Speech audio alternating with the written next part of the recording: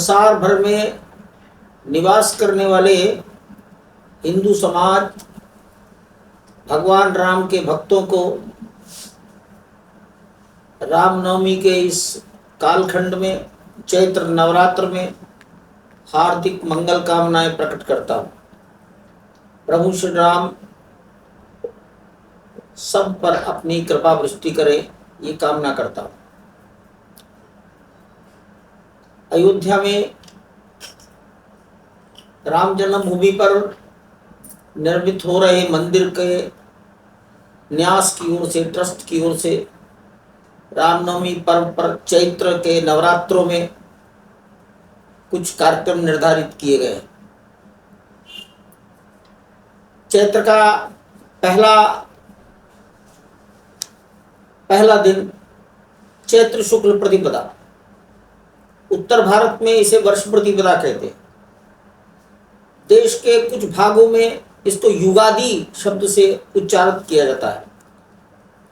दक्षिण भारत में, महाराष्ट्र में विशेष रूप से गुड़ी पड़वा के रूप में जाना जाता है। सिंधी समाज,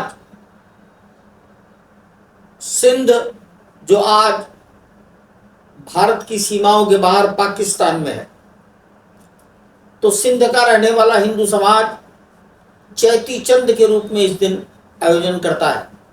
चैती चंद, चैत्र मास का पहला चंद्रमा जिस दिन दिखाई दे, ये दिन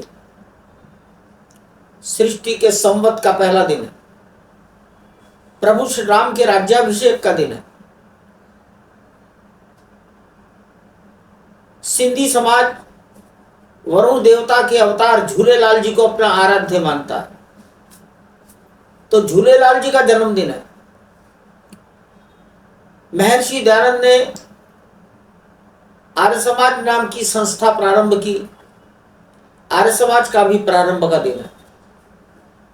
चैत्र शुक्ल प्रतिपदा हिंदू समाज में एक ऐसा दिन माना जाता है कि कोई भी शुभ कार्य, गुड़ी पड़वा, वर्ष प्रतिपदा, युगादि, चैती चंद के दिन हम प्रारंभ कर सकते हैं। कोई मुहूर्त देखने की जरूरत नहीं है।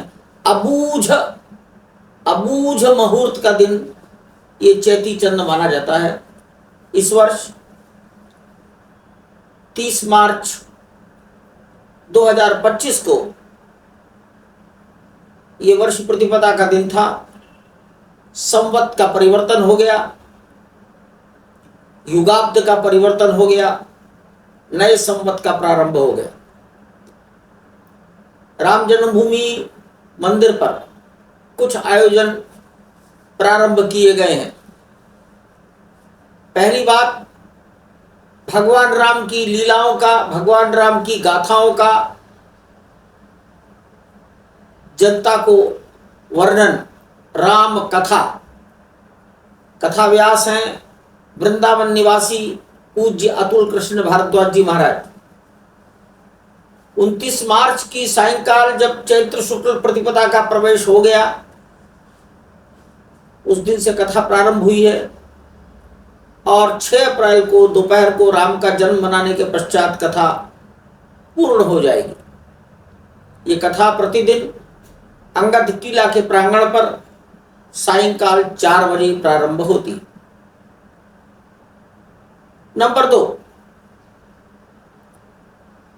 गर्भगृह के बाहर प्रातःकाल 3 घंटे 8:30 बजे से 11:30 बजे तक रामचरितमानस का नवान्न पारायण होता है। वाल्मीकि रामायण का नवान्न पारायण 6 घंटे में प्रतिदिन करने पर पूरा होगा। इसलिए सवेरे 8:30 बजे से 3 घंटा, अपराह्न 3 बजे से फिर 3 घंटा,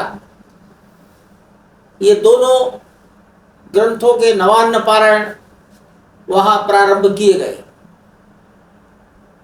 भगवान के सामने भगवान के बधाई गान प्रतिदिन सायंकाल भगवान को सुनाए जाएंगे। मंदिर के ईशान कोण में जिस स्थान पर प्राण प्रतिष्ठा के यज्ञ हुए थे, उसी स्थान पर प्रभु राम से जुड़े एक मंत्र की 1,00,000 आहुतियां दी जा रही हैं, दिया जाना प्रारंभ किया गया। 10 पंडित बैठते हैं, उस मंत्र का उच्चारण होता है, लगभग 3 घंटे रोज आहुति पड़ती हैं, तब 1,00,000 आहुतियां उस राम मंत्र की होंगी। मैं राम मंत्र नहीं बोल रहा हूं क्योंकि मंत्र हमेशा गुप्त रखा जाता है, गुप्त मंत्र ही प्रभावशाली होता है। समाज को बताने के लिए मैंने ये सब काम किया है। 6 अप्रैल को प्रातःकाल भगवान का अभिषेक होगा, 9:30 बजे से 1 घंटा 10:30 बजे तक।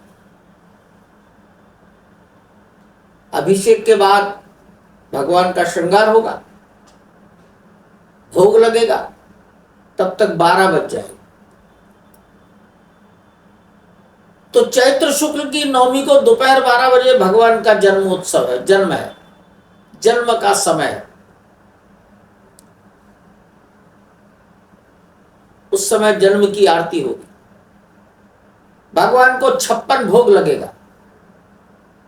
इससे भी एक श्रेष्ठ काम होगा। राम सूर्यवंशी अर्थात सूर्यवंश में जन्म लिया है। भुवन भास्कर सूर्य दोपहर को 12 बजे जब राम का जन्म हो चुका है, तब राम लला के ललाट पर अपनी किरणों से तिलक लगाएंगे, सूर्य तिलक। ये प्रयोग पिछले साल किया गया था, प्रयोग सफल रहा। लगभग 4 मिनट सूर्य की किरणें प्रभु श्री राम लला के ललाट को प्रकाशित करेंगी। दूरदर्शन इसका सीधा प्रसारण संसार भर को देगा। संसार भर में फैले लोग अपने अपने समय के अनुसार भारतीय समय दोपहर 12 बजे इस सूर्य तिलक का कार्य देख सकेंगे, आनंद ले सकेंगे। पृथ्वी और सूर्य की जो अवस्था है सापेक्ष, ये बदलती रहती है।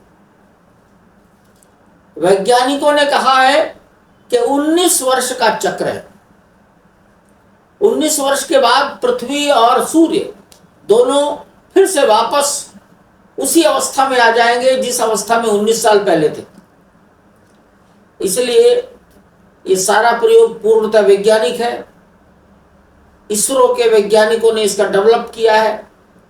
सेंट्रल बिल्डिंग रिसर्च इंस्टीट्यूट के वैज्ञानिक और इंजीनियरों ने इसको एग्जीक्यूट किया है।